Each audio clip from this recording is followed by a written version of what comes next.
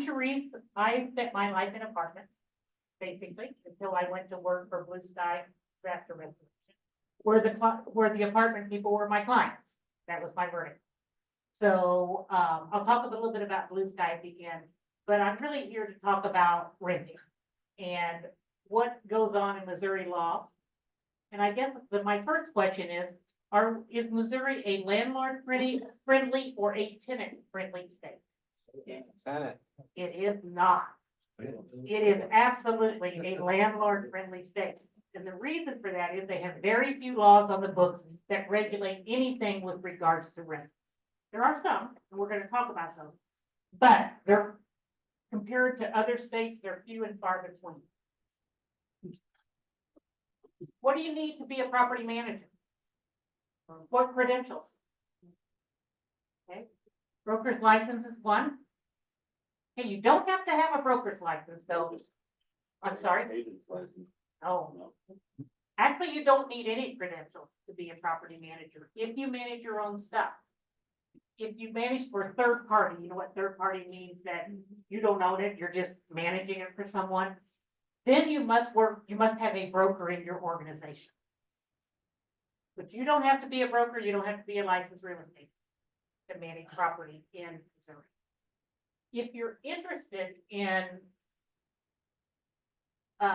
learning how maybe to better be, if you're getting into the real estate business as far as rentals go, if you want to learn more, I will tell you, of course, I'm part of the apartment association, and they have a course called CAM, Certified Apartment Manager, which is a course that will probably tell you most everything you need to know, the basics of renting apartments and or renting anything.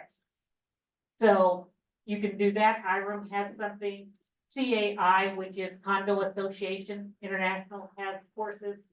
So if you're interested in venturing out to that, there are courses available that you can take just to kind of introduce you to all the different sides of managing rental property. Okay. All right. I have questions as we go.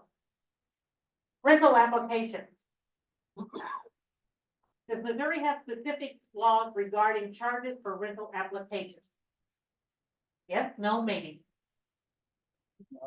No, they don't. But it is on the books that it says they must be reasonable. Okay, so generally speaking, throughout the country, reasonable is $30 to $50 for an application. What about married couples? How do you handle married couples? Is he really married or staying? Well, okay, let's do really married. No, they can't. Two applications. Two applications. True. In the books, yes, but two applications. You don't discriminate if they're married or not married, and then maybe they're just partners, or maybe they're brother and sister, or whatever. It's two applications. Are they refundable? No, you don't have to refund. Okay. What questions can you ask on a rental application? Tell me.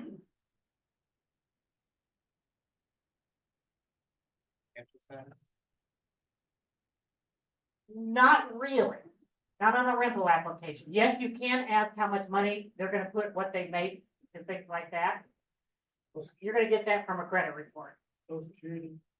Social Security number. Yep. Birthday. Birthday. Oops. What is your monthly income? That's your pay stubs, whatever you come up with. When do you need it? Got to know when they need it, right? You got to know what their rental history is. Can you ask what their rental history is? Can you follow up on that? Call their previous landlords? Absolutely. Have they been convicted of a crime? Can you ask that? Yes. What's the key word in that statement? Convicted. It's not arrested. It's convicted of a crime. You can't ask that. And what's the previous address? Things like that. What can you not ask? Fair house. Okay, like Religion. religion. Okay.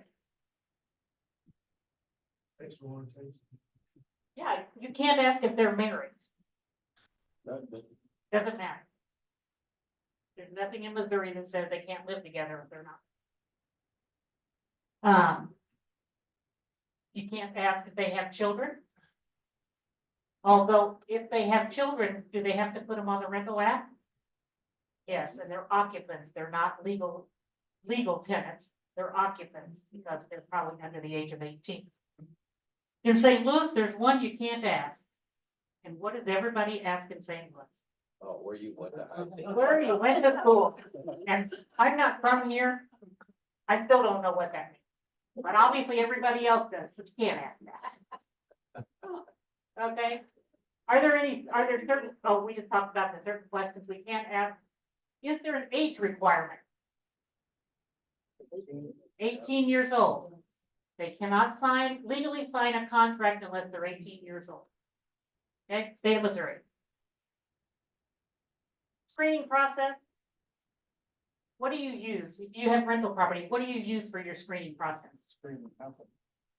The best is a third-party screening company, I have to tell you, because they have all the metrics and everything to do it, and it's not that much money, really. They'll charge you $10.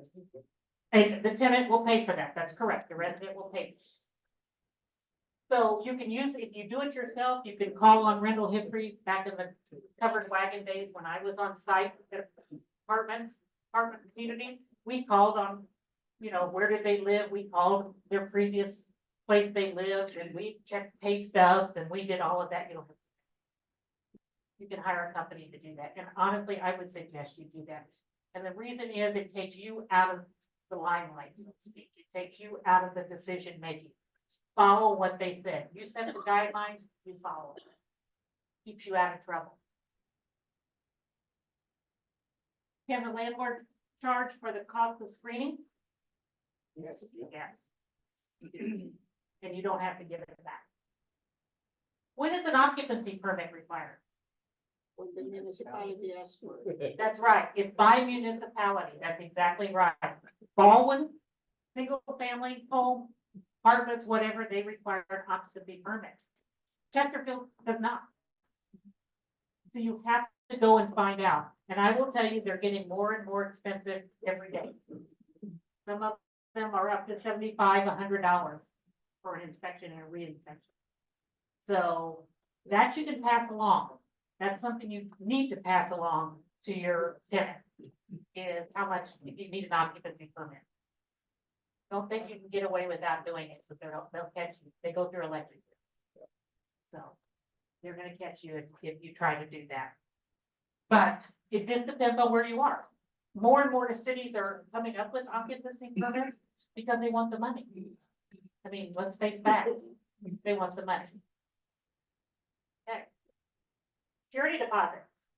Does Missouri have specific security deposit requirements? Okay, what are they? 2 months rent. Okay, that's the most you can charge. Do you have to hold it in a separate account? Actually, not by law. Generally by you and or the owners or whatever, you probably do want to hold it in a separate account because it's not your money. Yes, But if you're a realtor, they have a law that says you have. to. okay, So I don't know who you want to talk about. Yes There you and go. no- Yes and no is right. but yeah, okay. Do you have to pay interest on security deposits? No. Anybody own property in Illinois? Illinois, you have to pay interest.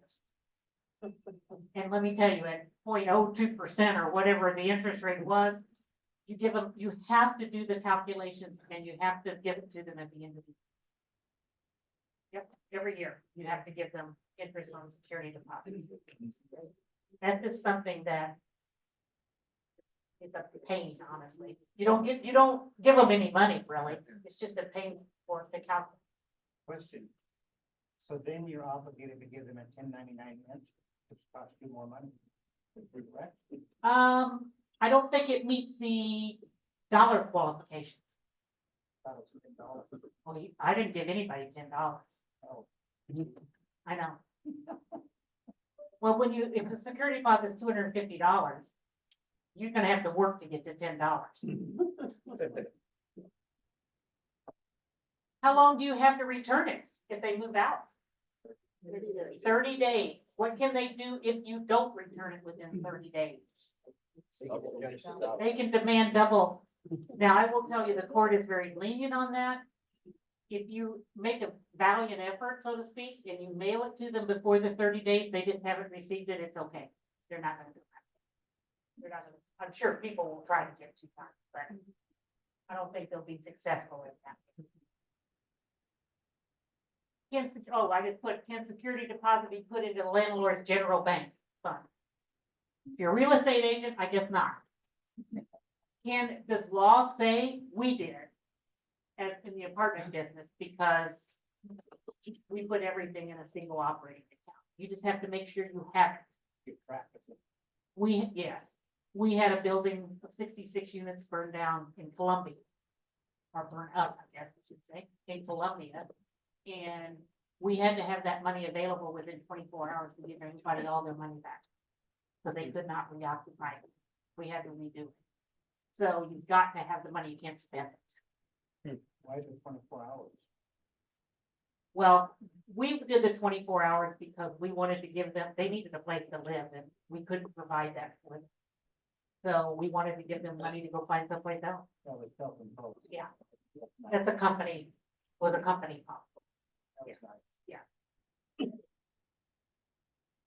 Can a landlord withhold some or all of the security deposit upon move out? Yep. You do have to have documentation. That's where I say a picture is worth 1,000 words. Pictures are everything. You know, because people will tell you you're wrong. They'll say, no, it was that way when I moved in. You all do move-in inspections? Do you have a form? Okay, does everybody do it? No. Okay, no, that was what we found. Here's an idea. This is not on this, and take it for what it's worth. What we ended up doing was we had 2 move-in checklists. One, they signed blank that we kept in the office when they moved in. The second one we gave to them and asked them to return it. If they didn't return the second one with something on it, the first one was always there with nothing on it. Hey, you know, of course, back in the old days, we used to hold the mailbox key. That's not legal, but we did it. So you get your move-in checklist back. So, you can't do that now, probably. Can you walk with the move-in inspection? I guess you can walk the property with the new tenant and then have them sign it. Yes. Yeah. That's the preferred way to do it. That's not always possible. Probably more so on your end with single family. But when you get into more multifamily and stuff, it's not always possible to walk with everybody. So that's why we keep the blank move-in technically. Rental agreement, do they have to be in writing in Missouri? Well, that's partially true. They have to be in writing only if they're 12 months or more. Anything less than 12 months does not have to be by law in writing. I would never do an agreement without it being in writing, but by law, it's not required if it's under 12 months. So that's why, again, we're going back to the landlord-friendly state. What needs to be included in a rental agreement to make it legally binding? There are just 5 or 6 things that have to be there. Start, stop, amount, address, that's right. Signature of both parties. Yep, signature of both parties. So this table gets a. You get a prize. I'm not sure what it is, but you get one. What else? Anything else? If you're smart rental agent or you rent property, you're gonna have some type of a book of or a lease you're that's talking about- along. Yeah, you gotta have a lease lead, If it is 78 or before, you must have a lead addendum. yeah, lead in them. Yep. And then also a fire alarm, how to use your fire alarm. Oh, really? Now, we don't have that. Yeah. I don't know that that's required by Missouri, I will tell you. And the We lead just do it. addendum Yeah, is required. The other one is if you were before 78, you gotta have what else? An asbestos addendum? You don't have that. You should do that. Remember, we stopped using asbestos in most multifamily and or single family in 1978 to 81, It was led to, huh? led to. Yeah, lead paint. You know, why is lead paint dangerous? Why does kids eat lead paint? Sweet. It's sweet. It's sweet. I don't know why, but that's the reason. I don't know why somebody wants their kids to eat paint. But that's just me. I don't have children. Asbestos, bad deal. Very expensive deal. If you have asbestos and something happens, it's fine as long as you don't disturb it. If you disturb it, then you, unless you are a licensed contractor to do that type of abatement work, you can't touch it. So be careful about that. So what needs to be, name of all parties, dates of tenancy, rental amount, security deposit and fees if you have them, rental terms, and signatures of all parties. So you must have at least those, what is it, six things on a rental agreement in order to make it valid. What did you say about fees? I didn't say anything about keys. You wanna know about keys? No, I thought I heard. Oh, no. fees. But we can talk about keys. I don't care. Is there a requirement to change the locks when somebody moves out? By Missouri law, Not by law. it is not. You don't have to change the keys. I would never advise you renting something and not changing out the locks. Please don't. You know, that's one of the big ones in multifamily. You know, worker that has keys to everything, or you master keys, please don't use master keys. High license. Because if somebody has it, they're disgruntled. If you think the key says do not duplicate, do you think you can duplicate it? Yeah. Yeah, Home Depot duplicated. Done it. So they can get into anybody's apartment or anything if you have master.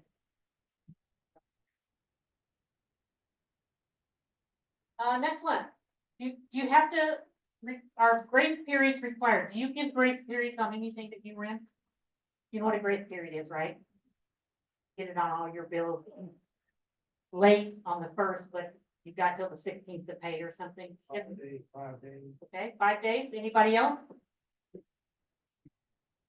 Okay, I would say right now that's pretty long. It used to be very, very common. Now we're down to 2 or 3 days grace period. You don't have to give a grace period. So, you know, the shorter the grace period, I hate to say this, the quicker you can get them into eviction if they don't have it. Just be honest, that's the truth of it all.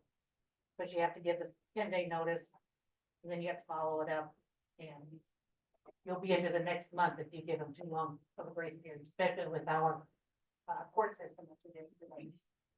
Because they're always behind.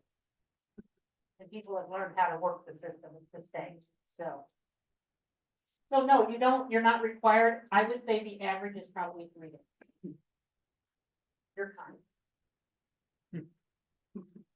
Does Missouri have limits on how much you can charge for late fees? Nope, but I tell you, the court does.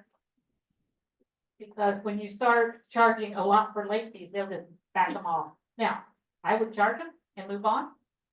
How do you charge your late fees? Okay, additional rent meaning. What does that mean?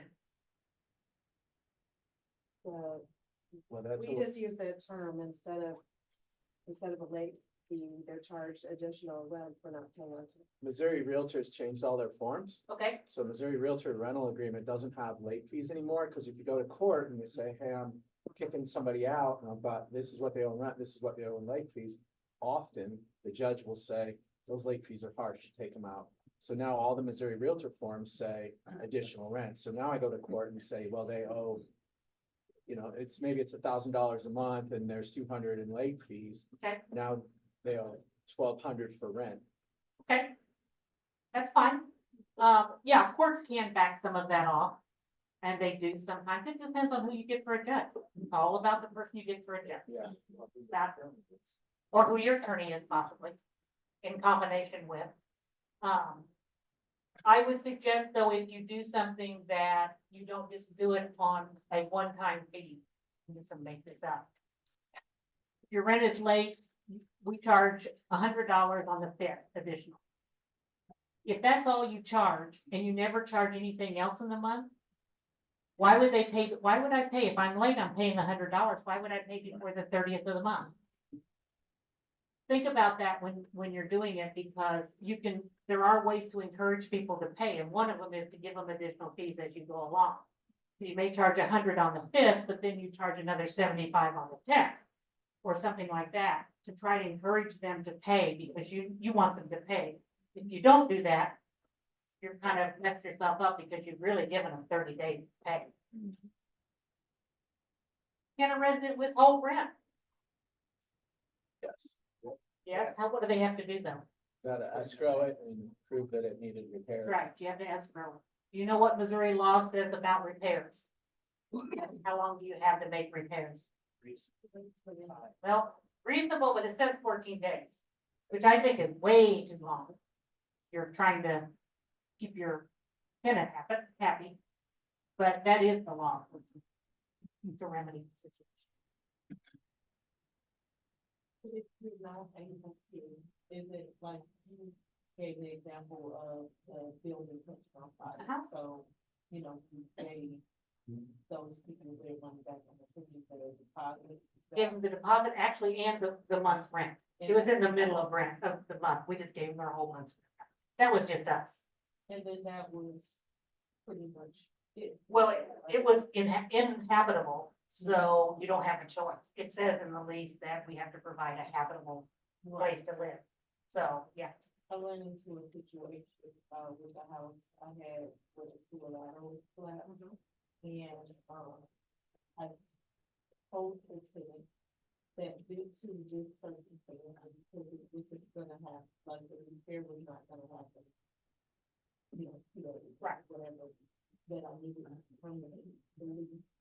And I was getting the back for a period of time, didn't have to worry about, to the next one. And she still was just like, like. You can go to an attorney and solve that. Okay. Because they cannot live in an uninhabitable place. And I would say if there's sewer backing up, it's uninhabitable.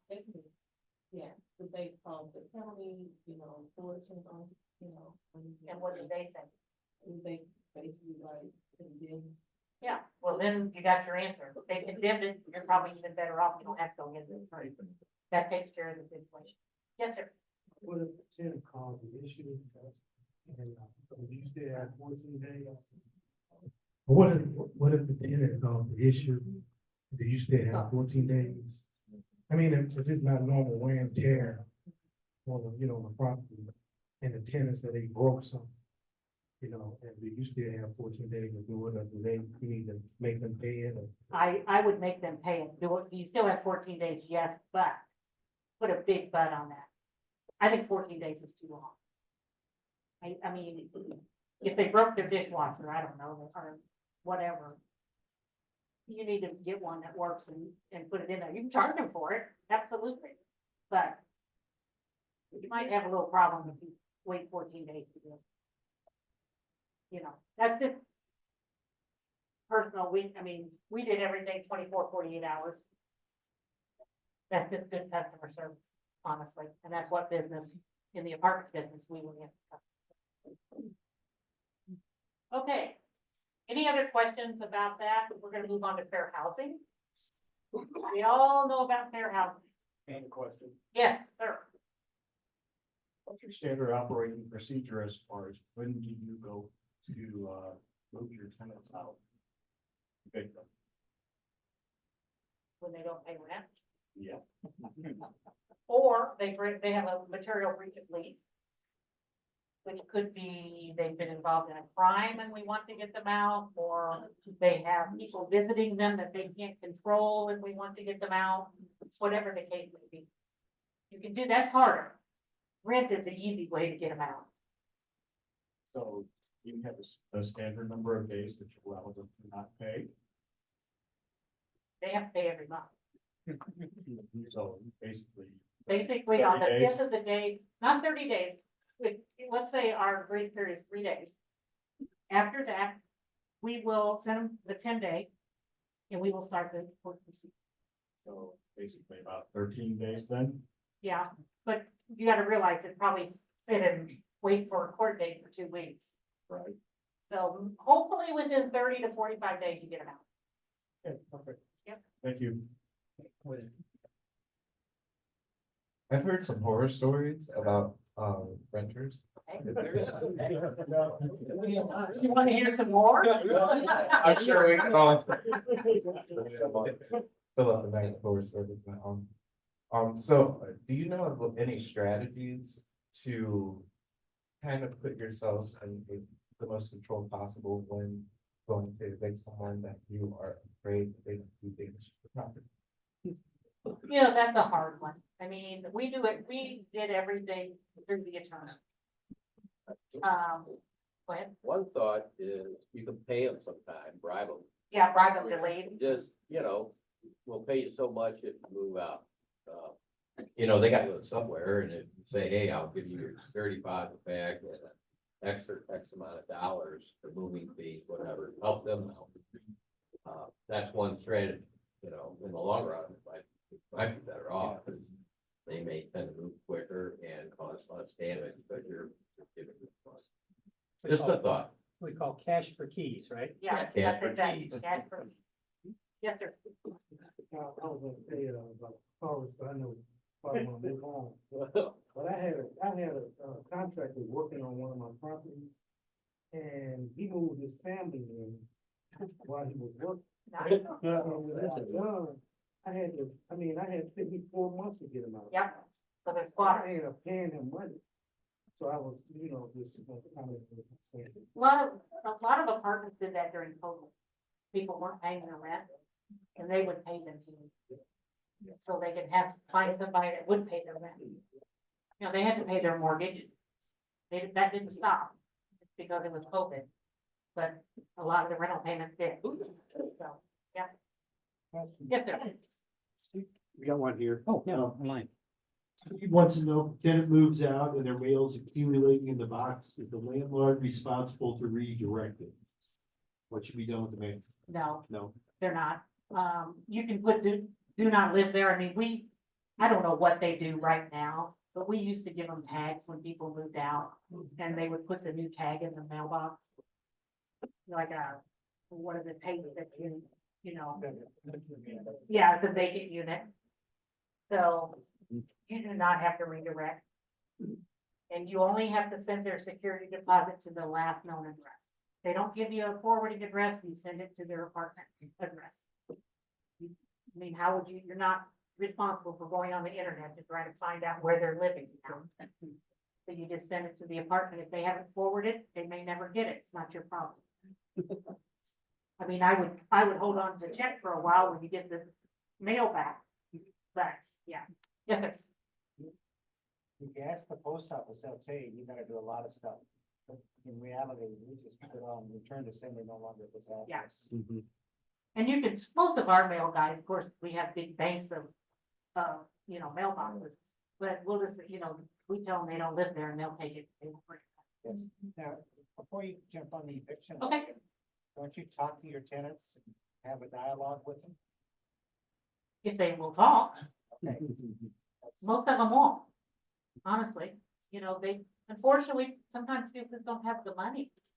And, this is a hard time of year. What do they choose to do? Pay their rent or buy Christmas presents? Christmas presents. Yeah, exactly. Priorities. But, sometimes things will catch back up in the spring when they get their taxes back. We do allow, some people allow payment plans. If you do allow a payment plan to let somebody get caught up, make them put money down when you sign the payment plan. Make them have a stake in the payment plan. Don't just have them sign a piece of paper that says they're gonna pay back X amount of dollars every month. Make them put money down with that. So they have skin in the game, so to speak. anybody can sign a piece of paper. Save it, also take that as option. Yeah. Exactly. Okay, anything else before I move on to fair housing real quick? Okay, so obviously all of the people in here fall into one of those categories. Whether it's landlords, property owners, managers, developers, real estate agents, mortgage lenders and brokers, homeowners associations, insurance providers, and anyone else who can impact the housing opportunities. So we're all affected by fair housing. We all live by fair housing. And if you don't, you should, because people are getting very wise these days. They're filing them.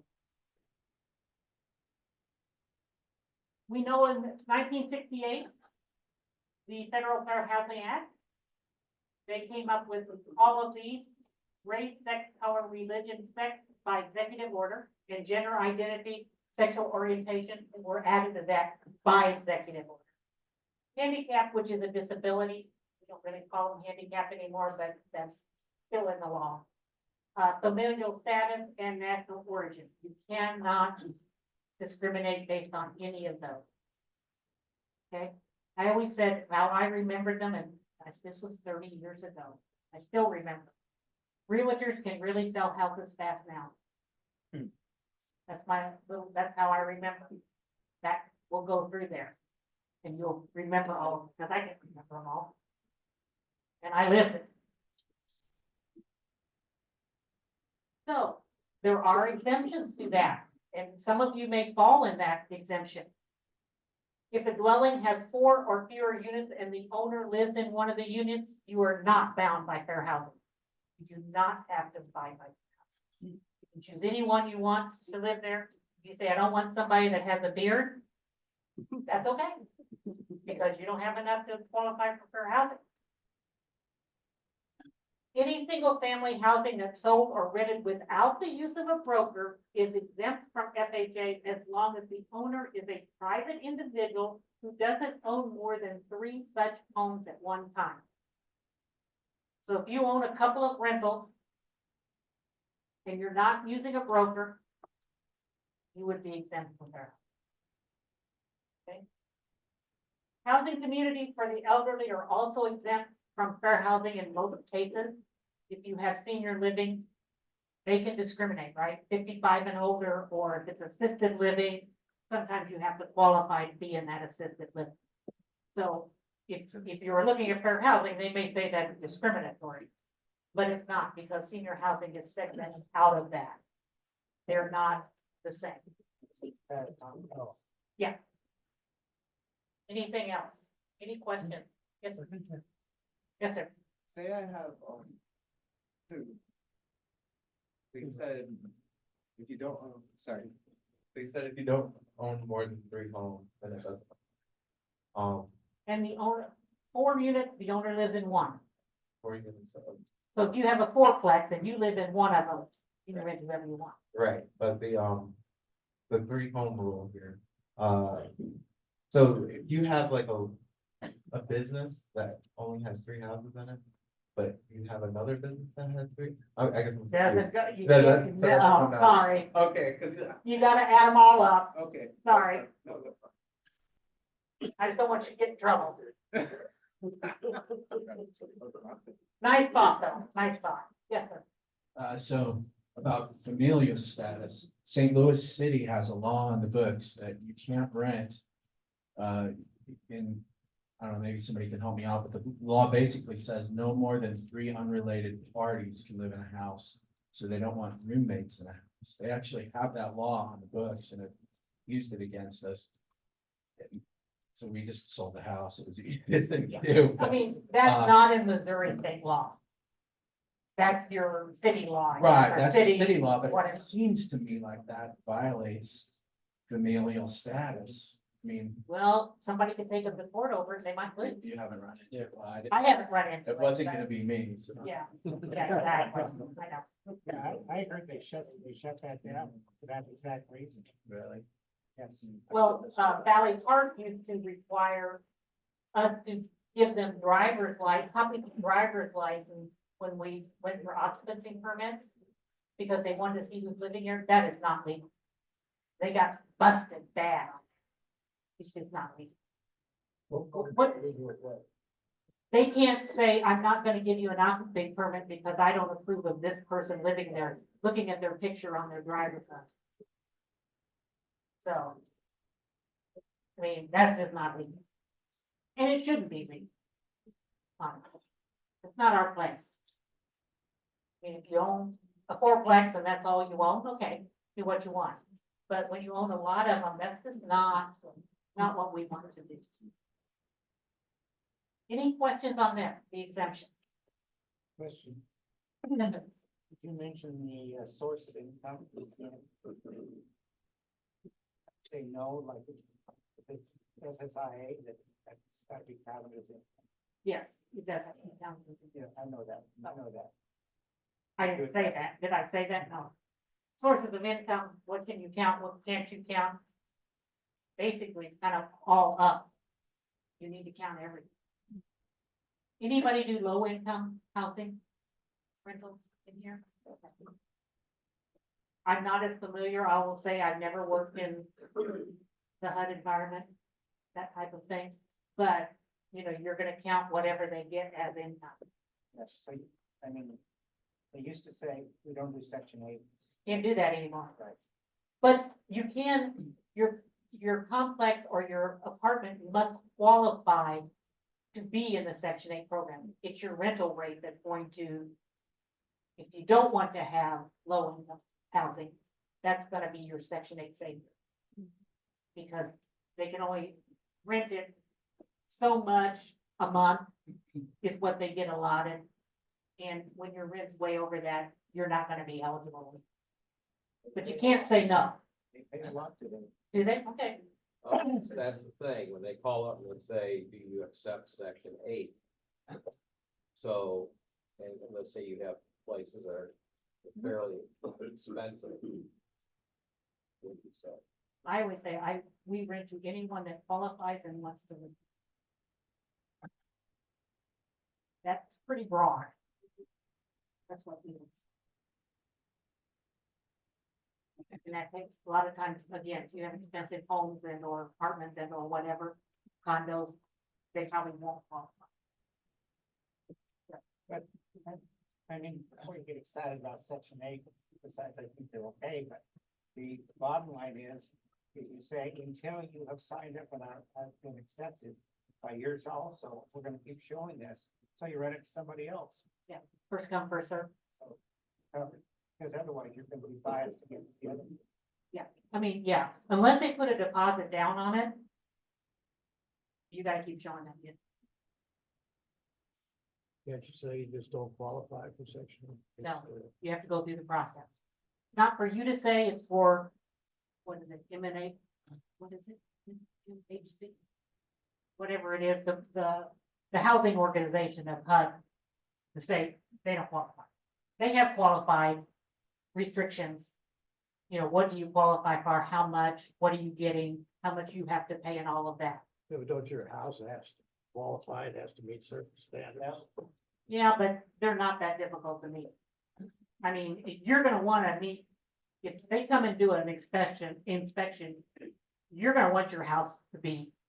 So the bottom Qualified line to is be you there. can't say that you don't qualify. Not anymore, we used to do it all the time, Yeah, just can't do it anymore. Kind of like adult and family apartments, that used to be a thing. Do you remember that? Where you could have an all adult community, which I worked at, which is great. Or you could have a family community, family pool, adult pool. Can't do that anymore. Yes, sir.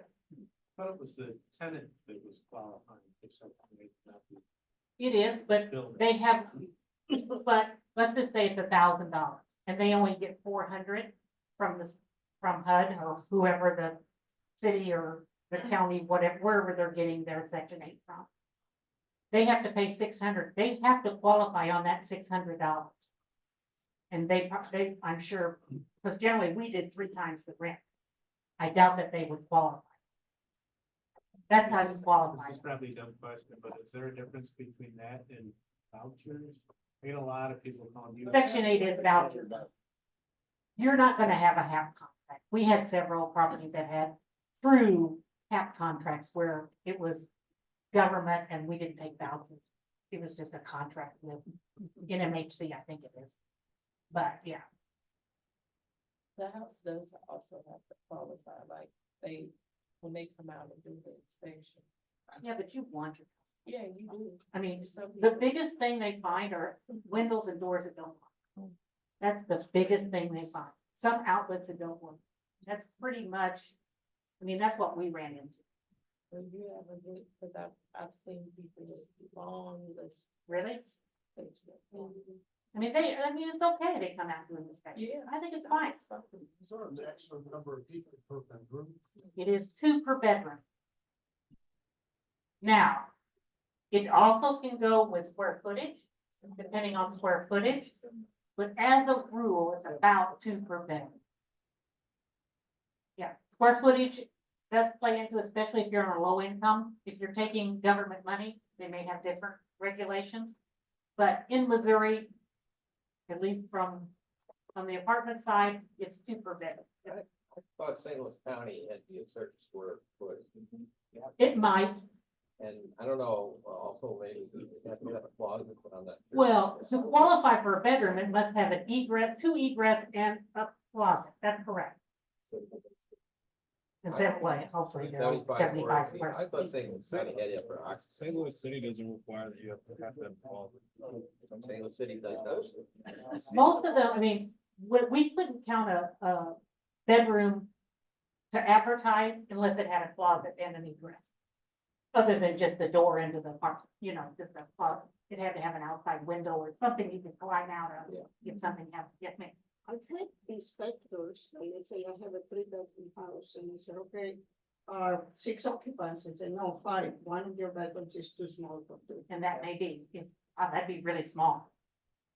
Yeah, I think it's something like 80, She said 75 square feet. 75. That's not very big. That's like a closet. I think the real number is 70 and 120, Okay, and 120 for 2 and 70 for 1. Then people say, well, I can have 70 square foot with bunk beds in them. Yeah. Can't live with it. yeah. Well, it's kind of like living in a basement. You rent homes with basements. You should have something in your lease that says they cannot use that as a living area, like a bedroom. If it's not a walkout and it does not have egress out of a window, because the basement windows are like this, maybe. But you can't get out. Is that what it is? But you gotta have something where they can get out. Yeah, it's gotta be egress rated. Yeah. So a fireman can get in there with this tank on. I forgot the exact dimensions, but. Yeah. You go to cut out the concrete, what a lot of homes are doing now, they're cutting out the basement wall. I just had my neighbor do that. And putting in a egress rated window. Yeah. So they could rate the basement To live in. bedroom as a bedroom. And then, Yep. But most rental houses, you're not gonna do that. But if you don't have a walkout, you should have something that says, if they sign the agreement, they can't live down there. Now, does that mean they're not going to? Absolutely not. But you've protected yourself if something happens to them, if you have them in your lease at least partially protected yourself. Because that's kind of what it's all about. Protecting yourself from getting sued. Okay. According to fair housing, an individual has a disability if he or she has a mental condition or physical condition that substantially limits one or more than one major life activity. They are not limited to, but include physical, visual, hearing, or mobility impairment. Alcoholism is covered under fair housing. Mental illness, AIDS and or AIDS related since 1998, and as Lloyd said earlier, hoarding as of 2001 or something, 2013, I'm sorry, 2013. So you cannot discriminate based on that. Can you ask them what their disability is? No. But, go ahead. On hoarding, that is a safety hazard. Well, we're gonna get there. So hang on to your thoughts there. We're gonna get there. Trust me, I don't like hoarding any better than anybody else. My husband's a hoarder. Well, you're gonna. But he doesn't have a mental illness. He's an organized hoarder because he can know where exactly everything. That's called being an electrical engineer. Oh. Watch what you say here. Okay? Yeah, you got a couple of. We got a few in the room here. Uh-huh. I'm an engineer. Hey, I know, I feel the pain. So if they are asking you to put things in your house, like grab bars, have you ever had people ask that you put grab bars in? Please make sure that you do it via a contractor, that you don't just have a handyman or someone on your staff do it. Because if they pull it out of the wall, the grab bar is to use to grab and hold on to and keep you from falling. If somebody misses a stud or something and they pull it out of the wall, guess who's liable for their issue when they fall? Have a contractor do it. So that grab bar, we always pay for it. You can charge them for it if you want. Now, if they wanted something bigger, they had to pay. They wanted something bigger as far as a door widened, or they want the carpet removed and put some type of flooring that a wheelchair can roll on. They would have to do it. And then a lot of times, if it were really big, we'd ask them to put money in escrow to put it back when they left. So. You have to get them inside apartment, the home, sorry, live in the apartment, still. Fair housing, you need to get them in the door. After that, they pay for everything inside. If you want them to, we didn't charge for that. Because we could leave them there and that was okay. Also, please take control of the situation. You choose the contractor and do it your way. I would not allow them to bring in a contractor to do it. You be in control of that. Because you want it done right.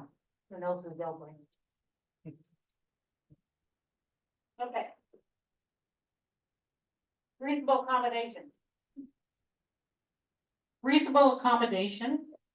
I'll read this here.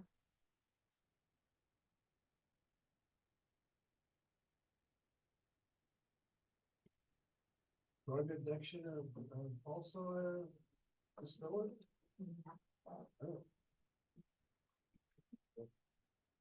You can't evict on that if it's illegal. Yes, illegal drugs. Illegal drugs are not. Drugs are a disability, not illegal. Which obviously marijuana does not fall into the law in Missouri. A reasonable accommodation is a change, exception, or adjustment to a rule, policy, practice, or service that may be necessary for a person with disabilities to have an equal opportunity to use and enjoy a dwelling, including public and common areas. So you're just making a reasonable accommodation. If it's really expensive, you can't take a second floor unit and say, oh, I want you to put an elevator in there because I'm in a wheelchair and I can't get to the second floor. Now, that's not reasonable. So you don't have to do that. You can say no. They can do it. Well, I guess they could. But you don't have to do it. It has to be reasonable. Examples: assigning an accessible parking space for a person with a mobility impairment, handicap. You normally, now I don't know if you have these in single family homes because generally you have a garage or something that they pull into a driveway.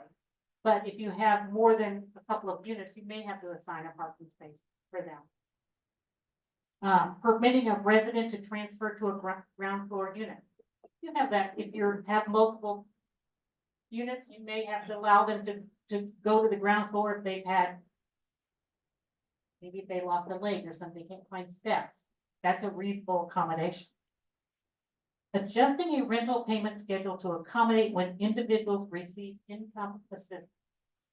That's a tough one, honestly, because that almost goes against for the housing.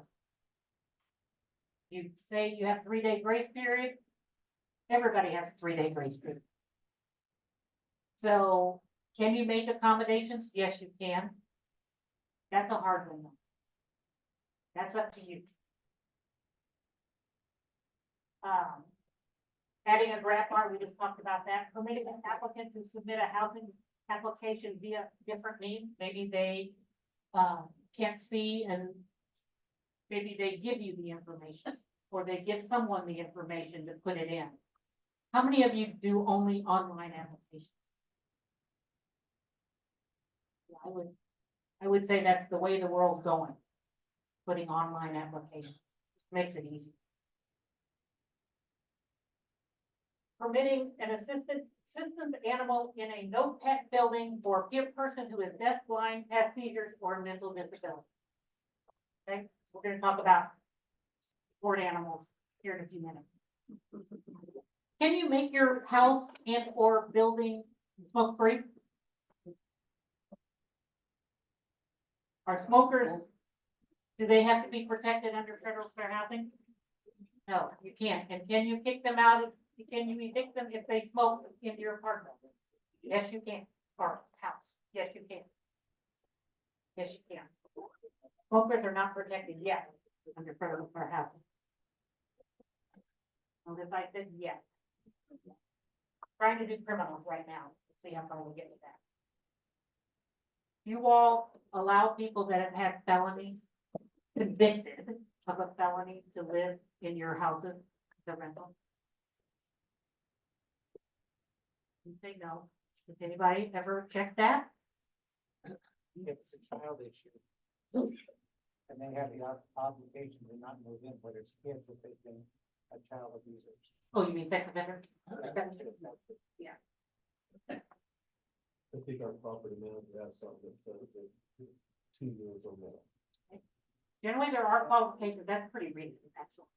But, you know, here's the way the federal fair housing law reads. It's not really enforced, and it's never been enforced.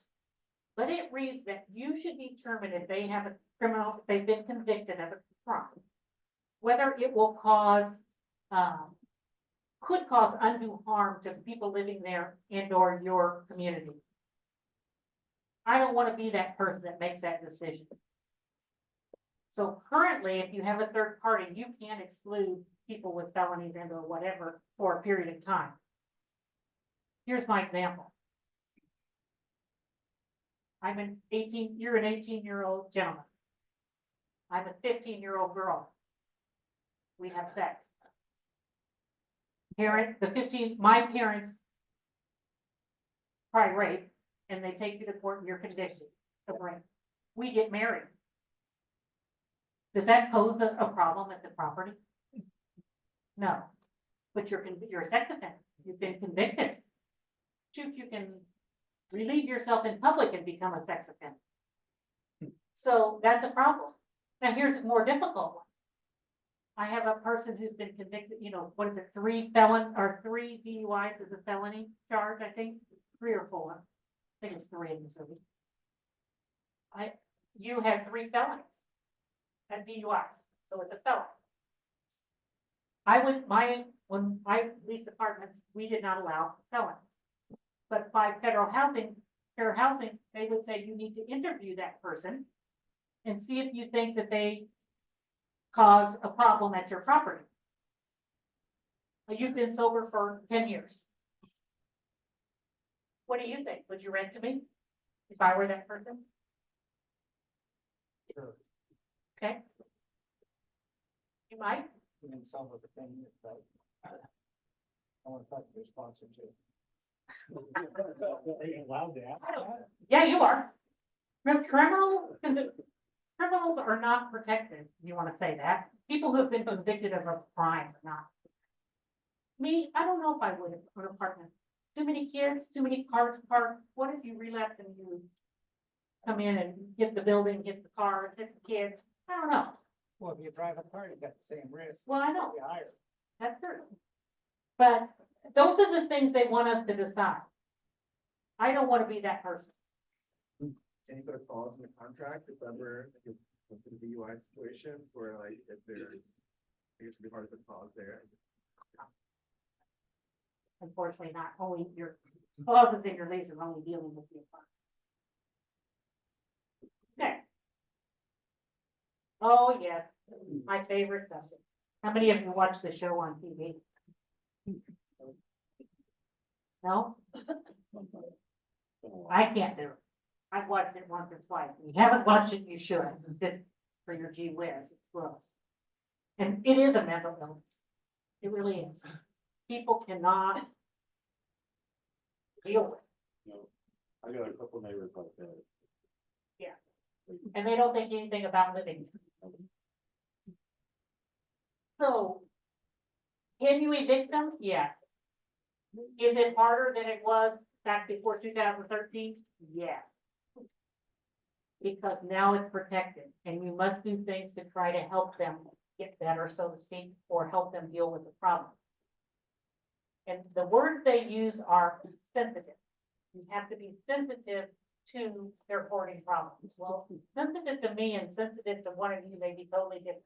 I'm probably not a very sensitive person, so I could probably kick them out. But you have to, you have to work with them. First thing, always do inspections on your rentals at least once a year. If you don't have somebody to do that, you should. Good way to find out unauthorized pets, hoarding conditions, unsanitary, doesn't have to be a hoarder to be unsanitary. Unsanitary conditions, you need to do inspections on your property to make sure it's kept up. Yes, sir. You inspect more than yearly? You inspect however often you want. Just have to give them notice. You have to, I always gave at least 48 hours. Now, if it's an emergency, you don't have to give notice. But, I don't believe Missouri has a law of what type of notice you have to give. Reasonable, but that's not really, doesn't really tell you anything. Again, I think 2 hours is reasonable. But, you know, What about the right for quiet enjoyment? Doing inspections. I don't think, I've never heard the two talked about at the same sentence, honestly. What about quiet enjoyment and doing inspections? I don't think one really correlates with the other. That's just my personal opinion. But we're not lawyers. Well, we're not lawyers. But if you do it, I mean, you can do it, you own the building, or someone does. You all own the building, it's your property. You can do an inspection if you want. Do they have to be present if you give 48 or whatever hours notice, as long as you give notice, they don't have to be there? No. And I'm sorry. If you, sit in this house right here. Yeah. If you pick them out, you get them evicted, can you charge them for the cleanup? Will they pay it? Me, I don't. Just hold their deposit. Well, if you have that big of a deposit, I don't know what kind of deposit you guys get. Right, that's not enough. It's not probably enough to cover that, because you're gonna have to hire somebody to do that. So, measures to avoid, poor sanitation, obviously excessive amounts of belongings, blocking ingress, egress. This is where you can get them. It must be, it is a safety hazard not to have two places of ingress, egress. When you have so much on the floor, you can't get out the patio door. You can't get out windows, things like that. That's where you can call the health department and get them on that as far as, you know, making them clean it up. Sometimes they can't. You're obviously going to have mold growth. It's a fire hazard. But you do have, you can't say, I know I had a person that was a hoarder at a property we managed, and we told her, we'll give you trash bags. If you put one bag of trash outside your door every day, we will come and pick it up. You can no longer do that, because that's telling other people that they are special, so to speak, and you can't do that. So, you know, what we did was, we called their emergency contact. I don't know if you did stuff like that when you rent homes. We might call the police department in every city now, I believe, has a community officer that deals with and will go and visit them and talk to them about their problem. I'm not a mental health person. I don't know really how to talk to people who have a hoarding problem. I want to find somebody who can help them. And generally, every city has someone that's involved that can help at least direct them to the right place. Yes, It's called a problem property unit, it's called what? problem property unit Okay, in the city. Each municipality has one. And I work with people like this every day. We use them a lot, and they use it going, this elderly person with low income, they'll go in and they'll, They'll help them. they help them, they'll put dumpsters out, and hire people to go in and, clean it up for them. So it, Problem is, with hoarders, a lot of it's up here. And they just can't get rid of them. They just can't. And I mean, I don't have that problem. Obviously, my husband has that problem. I don't have that problem. But, so when he's gone, guess what I do? He would probably say, yeah, probably. But just make sure you have sympathy for people that are hoarders. They don't do it because they want to do it. They do it because they can't help themselves. When it used to be QVC, now it's Amazon, and people get 25 packages a day, and you go in their apartment, and there's 100 packages that haven't even been opened. That happens. That can be a fire hazard. Do they have a formal diagnosis of hoarder, or is it just? I don't know that well, I'm not sure there is such a thing as a formal diagnosis, but there might be. I don't know. Oh, it's a hoarder. I have a psychology background, not general, more educational, but in the latest incarnation of the DSM-5, which is the diagnostic statistic, whatever, there is an official diagnosis there of now? disorder. It doesn't even have to be attached to like OCD or anything like that. So I mean, I guess they wouldn't have to receive an official diagnosis, but one can be conferred by it. Yeah, I mean, but you don't have to, if that's not something that's required for you to deal with the hoarding situation, you have a public safety problem. Either they can't get in and out of their apartment because the egress, and or, it's a fire hazard. And it's a health concern. You can call the health department. And they will come out. I don't know if they're quite as nice as the police department is. I might try them first. So they just slap a thing on the door and say, you can't live here anymore. It's not livable. That's not what you want. It's a sign on the door. Well, it might be, because then if you have a good attorney, you can evict them, and if they don't appeal in 10 days, you Yeah, own that's everything true. inside. Then you get rid of it all. Just understand, we never did our own hoarding cleanup. Because I don't know what you're gonna find underneath there. Because understand, when you've never heard from a person or they don't want to let you in to inspect, that's probably a good reason of why they're not doing it. So we try to deal with it and help them out and get them out as we could.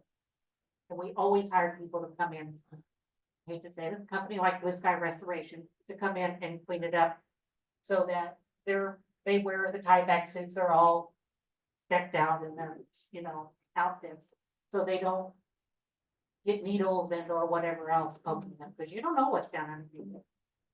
And I can guarantee you there's mold and water when you've got that much stuff sitting around. And or animals and or whatever.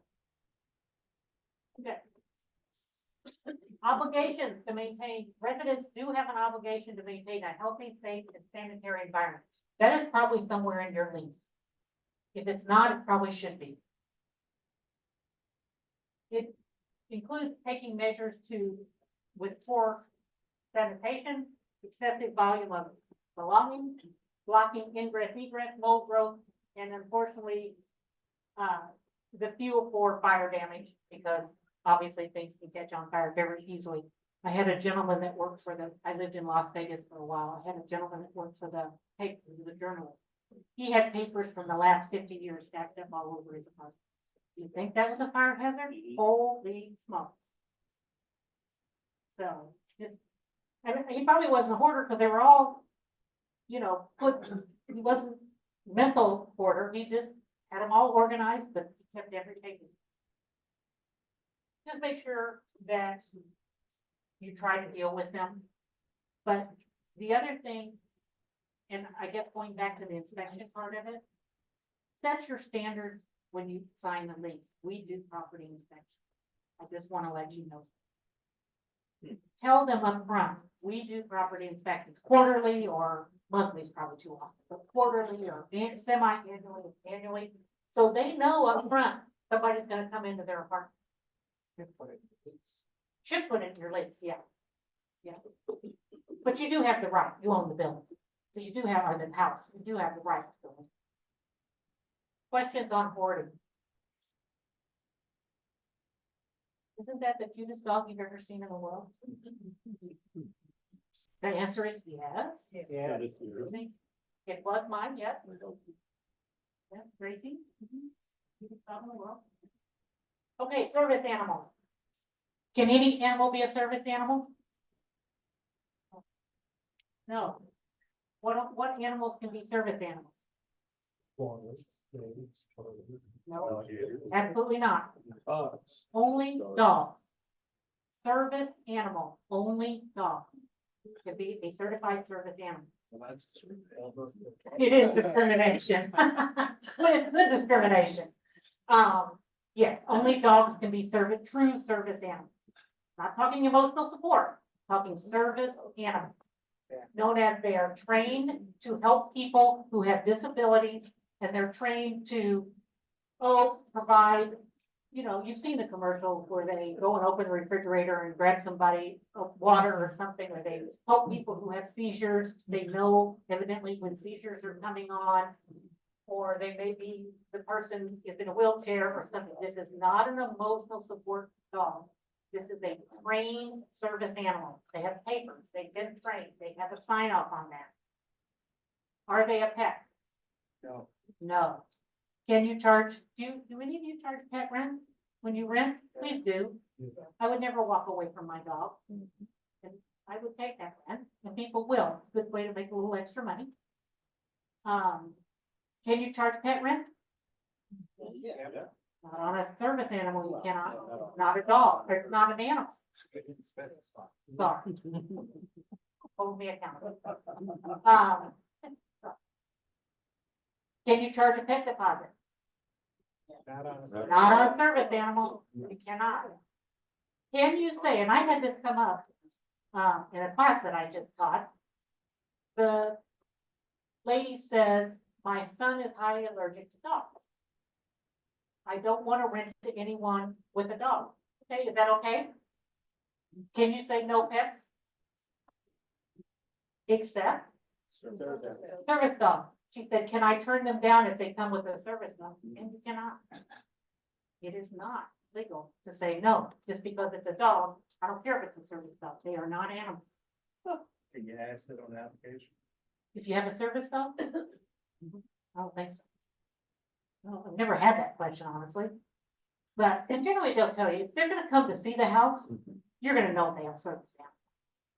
That example you just gave, a woman's son was allergic. Huh? That was in a multi-family setting or what? It's in a single family home. So whose son was allergic? Well, her son, I guess he does maintenance and stuff Okay. in the houses Okay. that she owns. And she said he's highly, highly, highly allergic to dogs. I don't know what to say. I mean, and that's what I told her. And everybody in the room was like, I don't know what to say either, because you can't discriminate. Get a new service person. Yeah, exactly. So that's probably the answer. I have that situation. Okay. My oldest son is off the charts, cannot be around a dog. And he's got a rental property, and somebody comes in there with a dog, he can't go back in the house ever. Yeah. That's how bad he is. But you can't say no, because it's not an animal. So If that they really walk- means he's screwed then, That's right. if somebody comes in Now, with a. how service often animal. will that happen? Probably not very. Yeah. At all, if We at all. had that situation. But just realize it's not an animal, and if the person qualifies and wants to live there, that's why I use that statement. If they have a service dog, okay. But you can ask for papers, you can ask for their training papers, I think there's some type of certificate, I'm not sure exactly what it is. But you can ask for those. They need to provide that. So.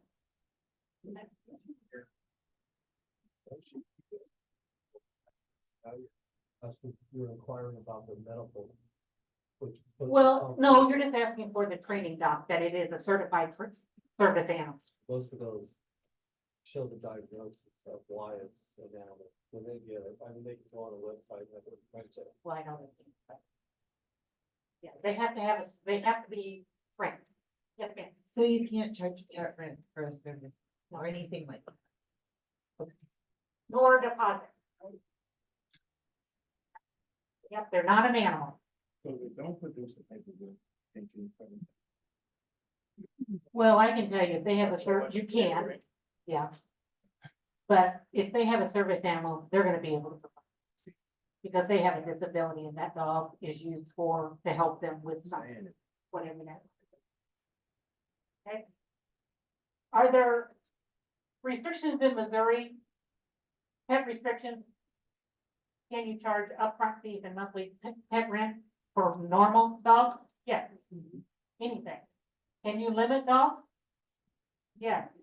Can you limit the breeds? Yes. How many of you have, what breeds, do you not allow certain breeds or weights or anything? Okay. Pit bull, Rottweiler. Okay. Uninsurable. That's a good way to put it. They are uninsurable. So if your dog and the pit bull bites me, you have State Farm insurance, I'm just making this up. It won't cover anything. Some dogs it will. But that's called aggressive breeds. And, whatever that means. Some pit bulls are probably nicer than my food. In a situation where a tenant has a pet and that pet bites the mailman, is there any way that comes back on the landlord? Probably not. Yeah. I mean, you may have to be an intermediary. Sure. Probably. Okay, we talked about brief restrictions. You might want to check with your cities. A lot of people are now going to, if the city doesn't allow it, we don't allow it. Chesterfield has some pretty good dog restrictions. I don't know about other cities. I just have to deal with them. So that may be something that you can use. It's always better, I hate to say, to blame someone else when they don't like it. I mean, seriously. Absolutely. So if you look it up in Baldwin or Florissant or whatever, and they do have restrictions, then you can always use those as a fallback. Assisted animal, that's what it has certified, it has papers, you're ready to go. Emotional pets, major different story. What do you need to claim that you have an emotional support animal? Can any animal be emotionally supported? Yeah, it can. I can have a snake and you say that, it helps me with my emotional state. This is where the problem lies, and I will tell you, this is starting to get addressed by everybody because it's so out of control. You'll notice that on airplanes, people used to be able to take emotional support animals in the cabin area. No longer can they do that. They only allow actual assistant dogs, service dogs that can ride in the cabin of the. So it's starting to take hold because people are they're out of control. Oh, well, you can't charge me because it's an emotional support dog. They're right, you can't. You can't charge pet rent or anything for emotional support. But is it really an emotional support? You can actually ask for a note from their doctor or something that says they need an emotional support dog. Then you can confirm it with the doctor. They don't even have to tell you what it's for, but that they need. It is out of control. It is going to get back in control because the legislature is starting to talk about it. It's not on the books, but they're starting to talk about it because it's such a big deal. I mean, I can go online and for $45, I think, buy a certificate that says she's an emotional support dog. That's not really fair. I've heard of another property manager, David Soto, who's on one of our supporting vendors, that they use a service, I forget the name of it, that will check out the paperwork. They will verify the service. So again, takes you out of the loop. Yeah. Because you're not saying no or disproving it. They are. It's a company that specializes Yeah. in getting the certificates, getting all the paperwork and saying, yes, qualifies, no, it doesn't. Can you ask for vet records of a person that's moving in with a dog or cat or whatever? Yeah. Yes, you can. They're not protected. Saying they shouldn't be. My dog should be protected, but they're not. So yes, you can ask for them. But you can take pictures. We used to, some of them, we used to take pictures of dogs. You know, just so we knew who had what dog. When you have a lot of, but they make a lot of extra money for people when you start renting. So people are not gonna leave their pets behind. Who charges for pets? How much? $50. A month? Yeah. 300, security deposit, Security or pet fee? 300 security deposit, Okay, and then $50 a month. okay. Wow. I'm missing out on that. Pretty on the high side, yes? I actually currently rent myself and I pay $50. Okay, good. So 50 is the going deal. Yeah. Difference between security deposit and a fee? What's the difference? Security deposit is not your money. A fee, you take it and run. So it may be that you want to split up that 300, depending on what your profile is of your property, to keep some of that money and put 50% as the non-refundable and 50% as refundable. Gives you a little more money in your pocket. From a practical experience, time and time I've taught me that if I have carpets in the house, I'm gonna have to replace them when they're gone. Especially cats, for some reason, that was Okay, great. extra hard to get out. Yep. I don't know if you see this or not, but it's. Can't say like no pets. Oh, yeah. Not service animals. They're not pets. Yes, you can have no pets, no smoking. Yes, that would probably be yes. Yes, sir. You said only dogs can be serviced. Yes. Only dogs. It's on the books, it's on the law, in the law. Only dogs. Guess they don't think you can train cats well. But what for the cat? They just won't wanna do that. Huh? They just won't wanna. Yeah. Any other questions on service animals? Yes, sir. Did you say you can't charge rent for an emotional support animal? Do they have, is that a certification too, you say? Yeah, I buy it on the internet for $45. But that's gonna change. I'm just telling you, that's coming. It's gonna change. Because it's so out of control. People are finally getting the, you know, the clue, so to speak. Yes, ma'am? Did you have a question? Yes, a service dog is not a pet. Is an emotional support animal a pet? No, no. I think it is, but no.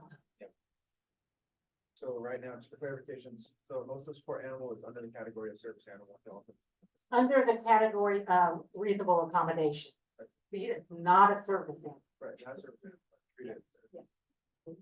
It, that confused me, but we do still reserve the right to not rent to emotional support. I don't think so. Okay, so then there's no rules effectively. Yeah, You could say no pets. not a pet. And there's nothing established, I mean. They're working on it. Yeah, They're working on it.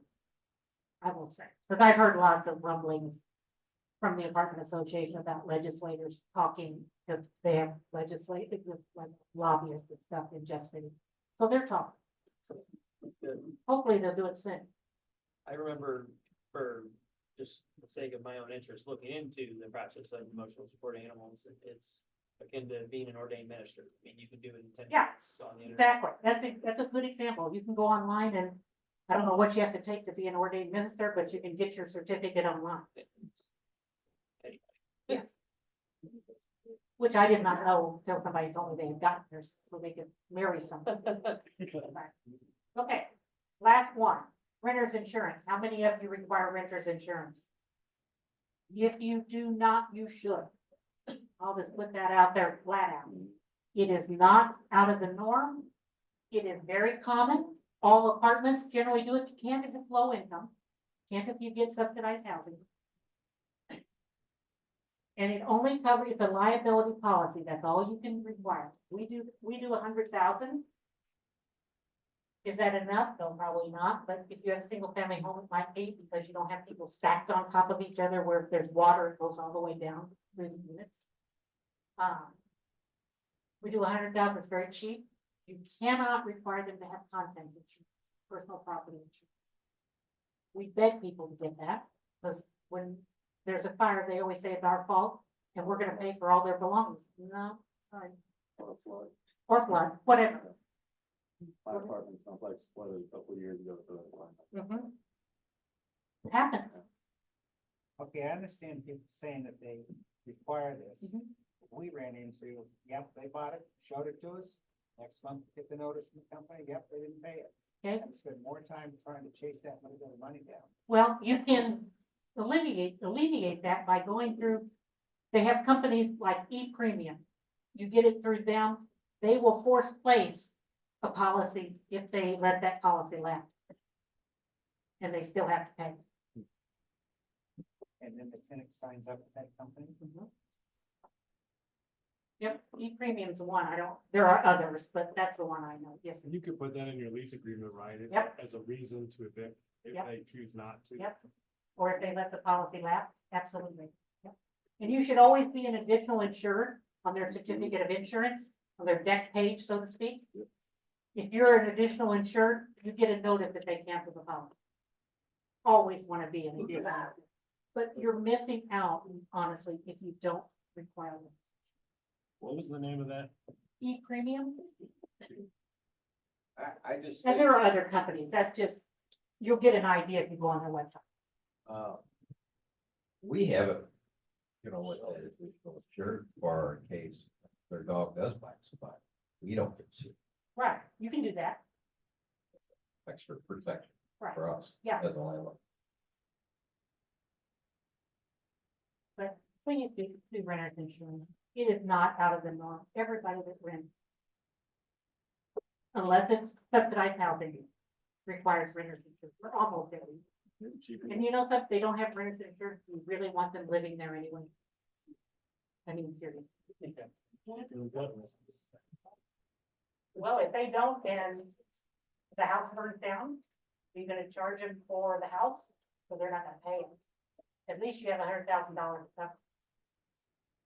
So if they have a kitchen fire and they burn up the kitchen, so to speak, that $100,000 would kick in to put your stuff back in place. Why would you want to file a claim on your insurance and make your insurance rates go up when they can have renter's insurance and then it doesn't affect your insurance? Because insurance is going up anyway, so don't help it out.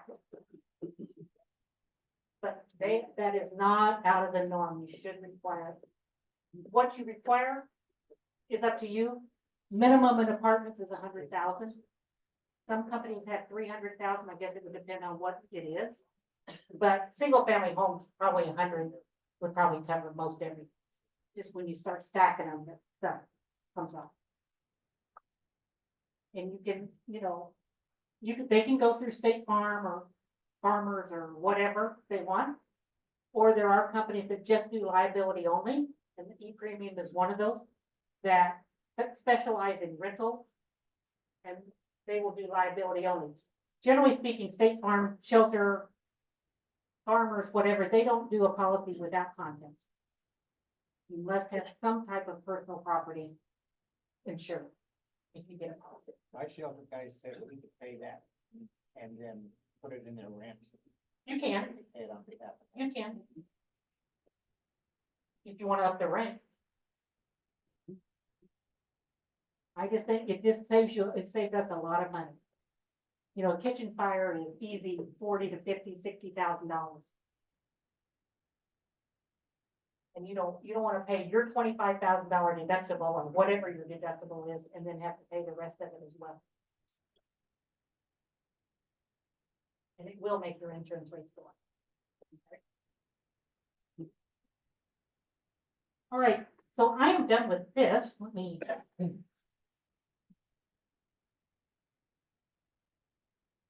Oh, yes, you can require it. What does it cover? Just your property. Does not cover contents. And they need to know that up front. I almost beat that into their heads when they move in. This does not cover contents or personal property. And you cannot require them to have personal property, that's their business, that's their stuff. But when they have a fire, I can tell you they're gonna come find you if they don't have. We expect you to pay. So it's liability is not optional in your opinion, and then the personal property would be up to them. That's but to it's them. a good idea. It's a great idea. Right, but it's up to them. Yeah. And you know, they say, oh, I'll get $10,000 in coverage. And I don't have a big closet, but I bet I have $10,000 worth of stuff in my closet. Huh?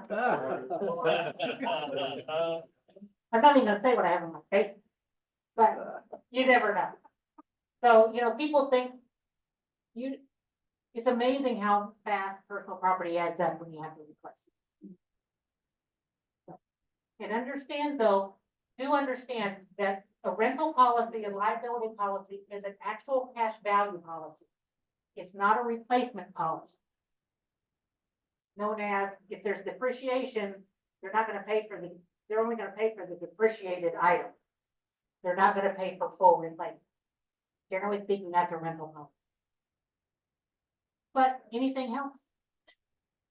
Yes, sir. So you have full insurance on your properties, plus you require that they have. Absolutely. Insurance. Do you pay less because you require? Probably. I mean, I don't work those numbers, but yes, probably. You might want to check into that. Because you take that burden off of you. And I hate to say, renters are notorious for doing, may I say, stupid things? They don't, it's not their property. So they're not quite as, Concerned. yeah, concerned or Yes, careful. Careful. Careful, there you go, careful about what they do, because they don't think it's theirs. They don't care. And a lot of them, and maybe not in single family homes as much, but a lot of them are young. They've never lived on their own before. You know, so maybe not in rental homes, but you know, they don't know. They'll do crazy things. Well, is there an issue then about the fires? Well, that's for the fire department to determine. I mean, I will tell you that the highest probability of a fire in a rental is what? Smoke. Grease fire in the kitchen. Cooking. Smoking has gone down the list. Cooking is first, candles are second. Now, that's gone down too with the invention of the glass, candles in the glass jar. Because it used to be, we had a lot of candles. Also, the getting rid of curtains and going to blinds. But I will tell you, and I didn't bring this with me, but you should get on YouTube and look at the Rawson report on fire and how much faster fires burn today than they did a long time ago. It used to be with the type of material that was in furniture, the way houses were constructed. I live in an old home. And so I have lots of small rooms. New homes don't have small rooms. They have fewer big rooms, a lot more air. They burn fast. The stuff they make furniture out of burns much faster. It used to be you had 30 minutes to get out before fire really took over. Today you have 3 to 4 minutes. And that's the truth. It's amazing. You can see it if you look at the Rawson report on YouTube. It's amazing how fast things burn. Can you put in your lease that your tenants aren't allowed to burn candles in the unit? Probably not. I don't know that you could do that. I guess you could, Oh, it's still in my Yeah. last one. you know. I have had issues, not a fire necessarily, but just because of all the soot, I didn't realize that one tenant, they were in the part, Yep. this house for 10 Kind of like years. smoking. They had candles everywhere apparently, and my painter brought it to my attention. He had to seal Yep. all the walls with multiple coats of sealer before he could even start painting, because there were such stains on the walls from the soot from the Yep. candles. Yep, they'll seal them. Those before are you cheap paint. And candles, also- he said. Oh, I don't know about The that. Walmart candles, so they were. All right. Anybody have any questions on the presentation? Just a little bit about who I work for. I work for BluSky Disaster Restoration. I can only tell you whether it's BluSky or someone else. We have 4 divisions: roofing, mitigation, the construction part, and then environmental. We do all abatement, we do blood. We do all that good stuff, biohazard. But the one thing I will tell you is form a relationship with a company that you know and all of your people know who to call when you have something happen. The faster you get there, the less damage it will be. I always say, stop the bleeding. We want to stop the bleeding. The faster you get somebody there to turn off the water, to start sucking up water, to making sure that things are put in a place where they can't get further damage, the better you will be, the less insurance cost it will be. It will help you out. When you have to call around or you have 5 people knocking on your door because they want your business, because they chase fires, have somebody that you know you can trust, that you can call. Because that will save you a lot of money. And actually, it'll save you a lot of time and heartache to know that you call this person. He knows who you are. He knows where he's going, he or she. They know where they're going. They know what to do and get it done. Because if you don't stop the bleeding, the cost just continues to go up and people's lives continue to get. Yeah, I know what they're doing. So, and I will tell you, I have some brochures up here if you'd like to see it. We're a national company, and with local presence, you always see our same dolls. We were purchased by BluSky 4 years ago. We were United Services before, family-owned business for 33 years. So, you know, we have a stake in the community, and we like to give back. Today was our day of giving, and we do that all across the country. Every office does a day of giving before Thanksgiving, where they go out and they may do a food pantry. We do support Angel's Arms here, and you know, take toys and whatever they're in need of for Christmas. So it's a great organization. Do we make mistakes? Of course we do. We never say because, but we fix it, and hopefully do it very quickly and very professional. So, yeah, maintenance guys. Okay, well, thank you, Charisse. Oh, I'm sorry. Oh, get on in. Okay, to ask a question? Yeah. So based on some things that we learned tonight, if we wanted to change our lease, can we have to wait until it renews, or can we add something as an addendum? Everything's acting. I am. Teresa, we have, I don't know, Lloyd, we have about 5 minutes or so you can talk about property managers. And you've got a lot of experience in that area, and some of us are getting to the age where maybe we want to hire some property managers at some point before we hit 100, you know. 100 years old or 100 pounds? Well, maybe either one. Okay. But if you could spend a little time, I think we've got a little time left, if you don't mind. What would you like to know? I guess what you should look for, certifications. Certifications would be one thing, you know, how many years of experience? I mean, what kind of questions did you ask them? I generally have had issues, not that I've really used them, but I've heard over the years that there's more good than bad. I'm not saying they're all bad, but how do we find out the good ones? Because, you know, I mean, I've got 2 kids and eventually they're gonna get our property. And I can tell you right now, one of them doesn't want anything to do with property management. And, I understand that. and the other one can, but, you know, just, You know, that's a hard question. I mean, it really depends on what you're looking for them to do. If you want them to just manage and leave, and you're not looking at the financial side, you're looking for a different type of manager than if you're looking for a person who can take care of everything. Finances, the paying the bills, you know, everything. But, you know, I ask questions like, what was the hardest situation you've ever dealt with residents? And I want to know how they answered. You know, what was,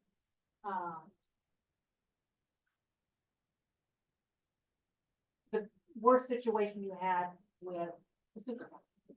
I hate to say that, but I do ask them. You know, what do you think you need from a supervisor? I ask more questions like that. You can read a resume and see if what they've done. But to ask questions like, I work for Mills Properties here in St. Louis, for 10.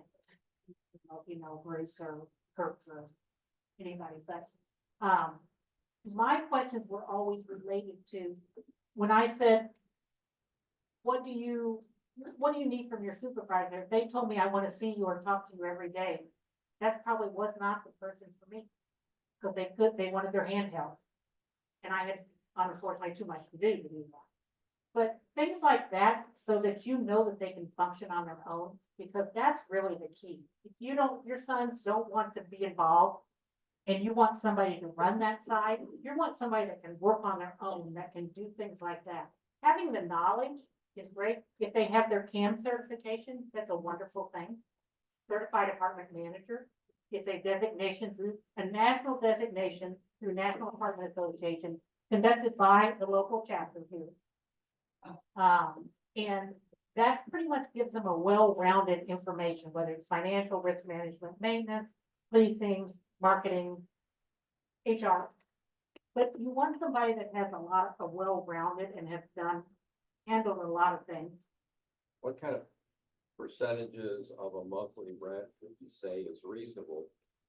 Depending on what, let's say you want them to ramrod all the potential maintenance and things that break down, hiring the contractors, bringing them in.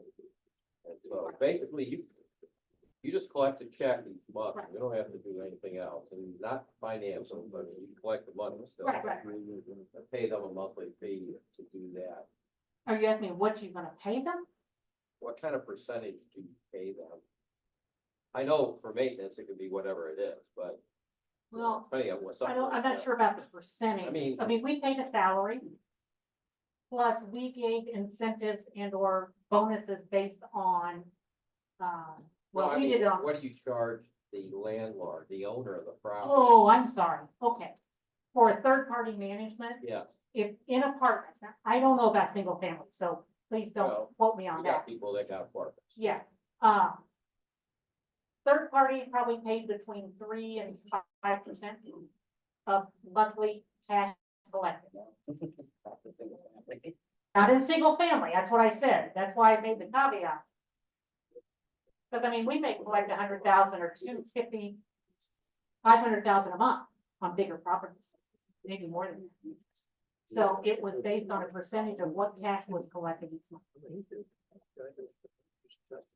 That, I don't think that would work in single family.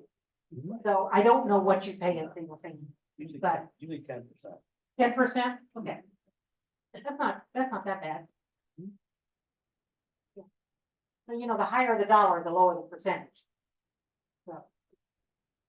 And if you're third party, you're hiring somebody to manage, you generally pay a little less than you would to yourself, if you want to pay yourself. Because Bruce always paid more on his properties than the one we have for third party. Because really, it's paying yourself. So it's just the way it's taxed. But yeah, I don't know about single family, but 10%. I've heard 10%. What other questions? Okay, I hope you found this informative. I hope that you grabbed a couple of things. I appreciate your time. If you have an interest and would like one of the brochures that I have, I'd be happy to get one to you. Say what your phone number is, or people? Yeah, it's on here, I think. Is it? I don't think everybody would. Yep, no, I'm gonna hand out however many I have. How about that? But for the people on the Zoom. Oh, yeah. So our 1-800 number is 1-800-266-5677. You can get any office with that number. It's a 24-hour in-house answering service that will route your calls and call the person if you need help in the middle of the night. They call them out and they deal with it. You're laughing in the middle of the night? No, I'm saying that's why I have a property manager. That's right. That she takes care of. That's right. What's the number again? Sure, it is 800-266-5677. 5677. This one has, Is that on the business card of the? it's on the business, Angie's business card. Angie's replaced me when I kind of went part-time. So her card is in there because she does all the real estate multifamily. She's actually a real estate agent as well. Not that that matters, but Okay, thank you, Charisse. Thank you. I'm sure